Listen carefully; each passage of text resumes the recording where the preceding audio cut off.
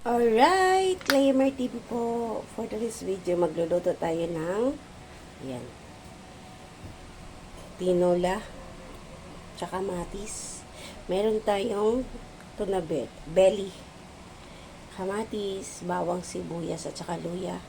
Then, ang ating sahog po ay meron tayong pechay. Titingnan natin kung meron tayong makukuhang talong. So, let's start! Okay! So, igigisa muna natin sa kaunting toyo ay kaunting mantika yung ano. So, let's start with, igigisa natin yung luya at saka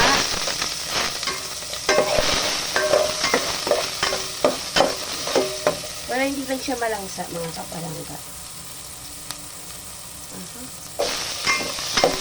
Yung ating luya, sibuyas, saka kamatis. Sinagawan siya, mga kapalangga. Tuna. Okay.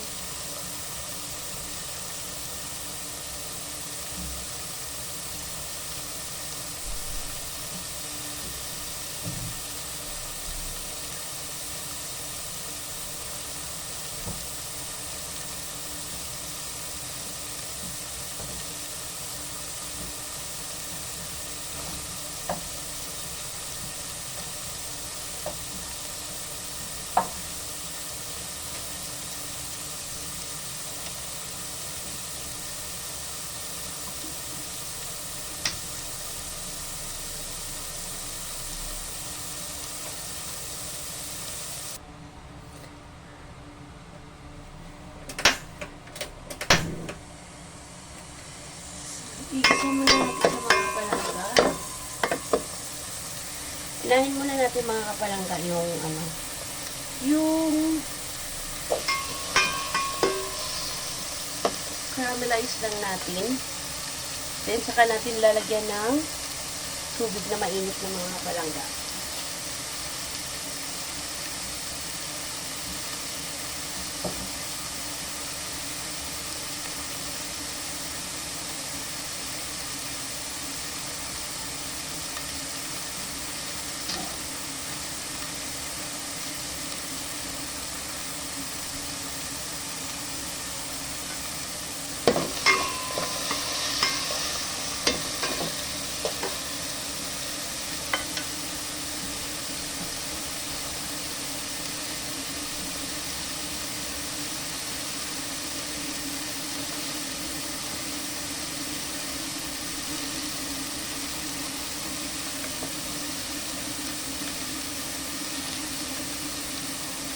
Lalagay po tayo ng patis.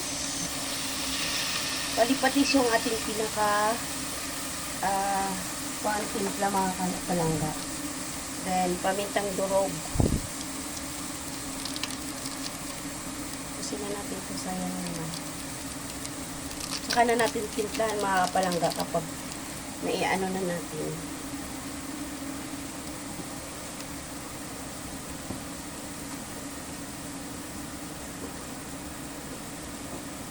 Unahin natin ito ilagay, mga kapalangga, yung tangkay ng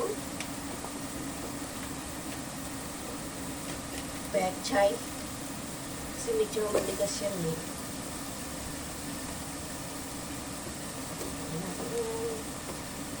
Tama pagkulo ng tubig natin, ilagay natin yung tubig. Pag nakulo ng mga kapalangga, saka natin ilagay yung ating tuna belly. Lang, medyo nagtakam-takam lang, nag-craving lang sa tuna. So, since can't afford yung buo, so dito tayo sa ano lang, slice na belly. Diba? Lamer TV, please like and subscribe.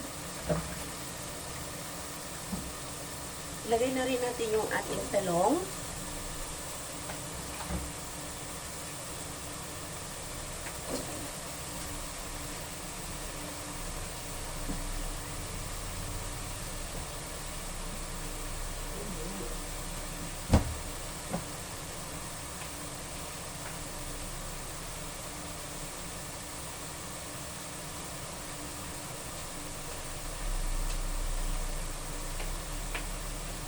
Mix lang natin siya mga kapalangga. Amoy fish sauce. Amoy patis na. So, ayan.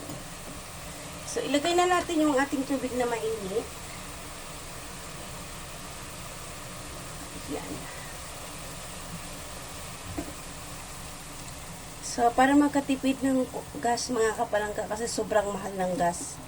Kailangan yung mga pansabaw natin ngayon is atin na siyang papakuluan. Papakuluan muna.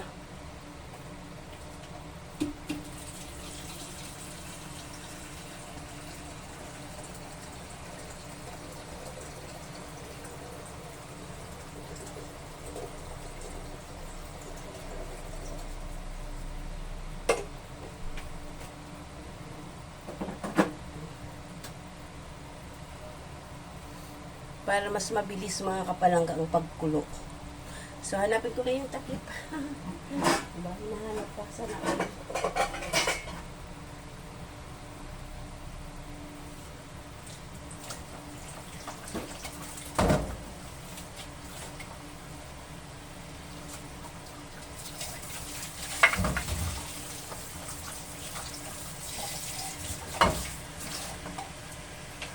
So, takpan muna natin mga kapalangga. Okay. So, ayan. Kung napansin nyo yung ating pinaglulutuhan, yan yung nasira nating mga rice cooker. Sayang naman. Kaya gagamitin natin. Okay. Check muna natin. So, ayan. So, kumulo na siya mga kapalangga. O, diba? Mabilis lang. Taste natin mga kapalangga kung okay na siya.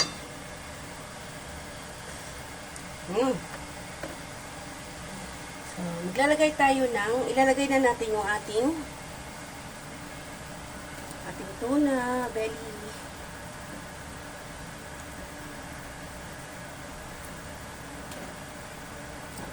Ubusin na natin itong mga palangga. Para at least,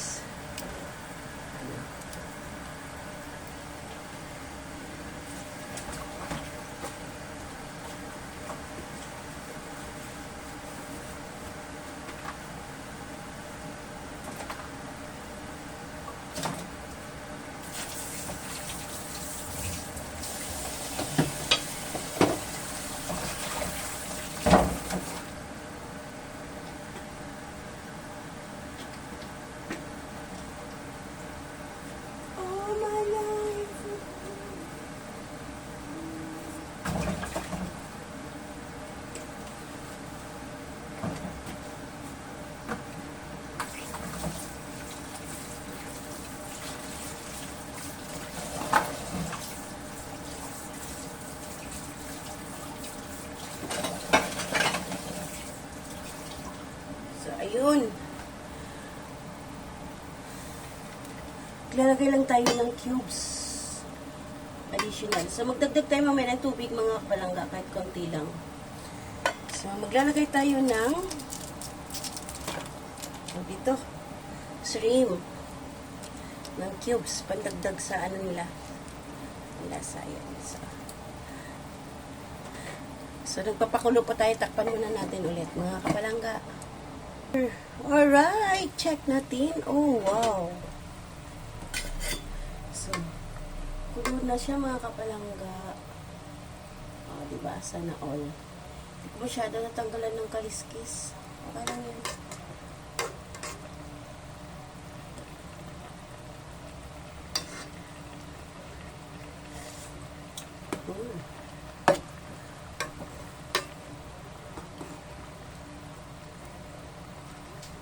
Perfect.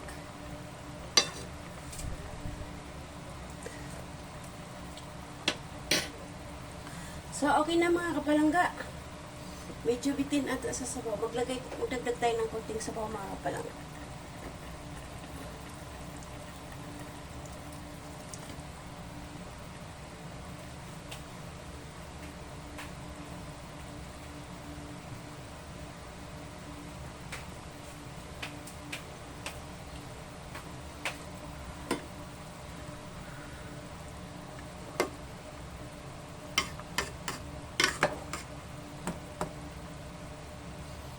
Para hindi lang siya masyadong madurog. So, ilagay na natin yung ating pechay, yung dahon. Then, takpan lang natin ng siguro mga 1 minute. Ito na yan.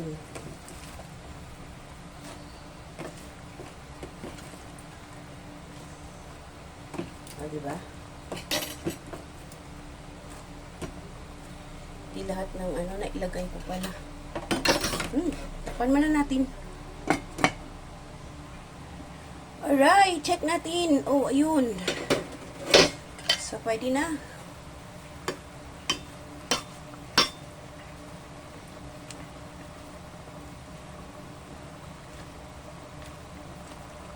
Huwag na natin lagyan ng pampaasim mga kapalangga. Yung kamatis kanina, enough na yun. Okay.